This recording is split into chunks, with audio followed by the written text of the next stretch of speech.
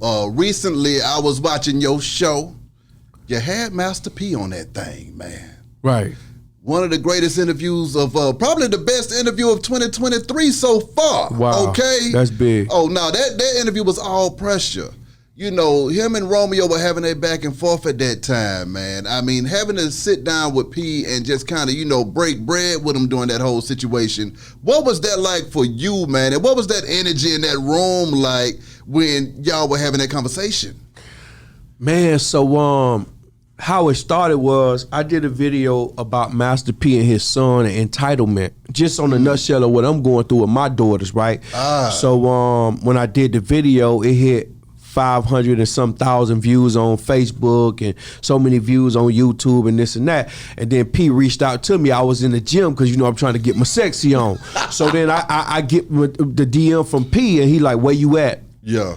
I said, I'm in Orlando. He flew to Orlando. At the time, I was in Orlando doing some radio stuff. He flew to Orlando just to come sit with me in the conference room that he booked at the hotel in the airport. My God. He booked the hotel, and then we did it, and then the energy was like this, right? So he said, we started talking before camera, and then he said, I don't want to talk to you no more because I wanted to be organic.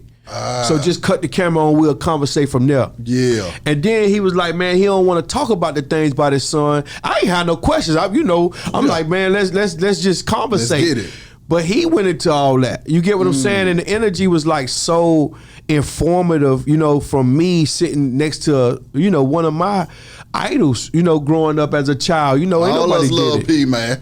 So I learned a lot, and I sat there and I really received what he was doing. But I was sitting next to a man that don't know he has a mental health issue. Master P is coming down with the same mental health issue that I got. You get what I'm saying? Well, we trust family and family looking at us as a lick instead of as love. You get what I'm saying? And Master P got a problem with cutting off his hand and replacing it with his heart. You get what I'm saying? And they forgetting that he got a heart. Yeah. And that's the problem. Even talking to Romeo, he was all, you know, I talked to Romeo after that. He called me New Year's Eve for the first time. He was like, he want to sit down with me and talk. That's hard. And he was like, man, I made up with my dad off your interview. You get what I'm saying? But he was like, you know, telling me his issue with his dad, and then I started feeling him. I say, Master P problem with his son was he looked at his son as a business and never a son. He never really taught him nothing. It was just straight, this my rapping ass son, this ain't my son though.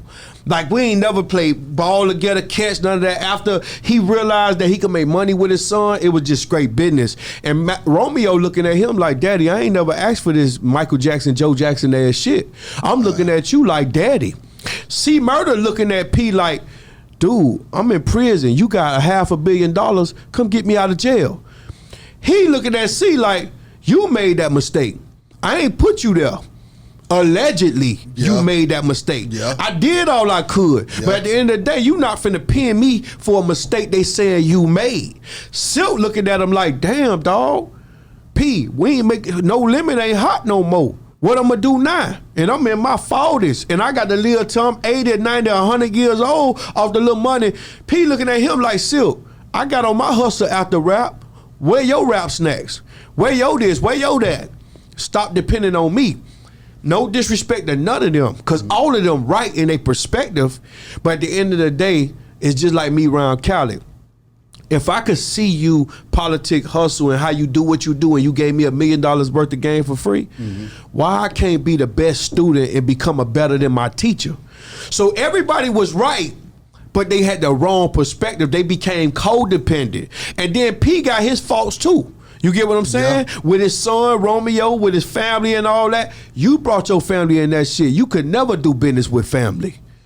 But that's what everybody wants to do though, Nino. I mean, ain't it a beautiful thing to be able to empower your brothers and your son and the next generation? From the outside looking in, what I was thinking to myself was, if he was the breadwinner, he basically groomed Romeo to take over as the next breadwinner for the family after so he go sit down and say, hey man, we coming to you now. The problem with family is this. They look at you like Lil B high in the back room. But Lil B high ain't in the back room no more. He in the top floor. Yeah. So he living life, B high riding in this, he getting this, he making this, and you still looking at me like, man, that's still my little brother. Yeah. So he gon' do this. He supposed to do this. And then you put them in position and they feel like they entitled to fuck up, mess up, and screw up because he gonna always forgive me because Lil B High is my brother. That's Lil B High to them. Nigga, I'm Big B High now. I'm Big B. Yeah. Don't play with me. I'm Big B. So he Big P. Yeah. And they still looking at him as Lil P. But Big P done turned up and made a $500 million first rapper with the gold ceilings in the mansion that we seen on Cribs. I mean, through talking to him though too, man. I mean, because one thing about P has pretty much lived out every possible ghetto fantasy that every black man could ever have. The rap Deion Sanders. Come on, man. So to see him broken and going through that with his son, that kind of hurt me too, right, from the outside looking in. Because like, God damn, man, they done got P too? Damn. You see what I'm saying? Right. It's like family, this business.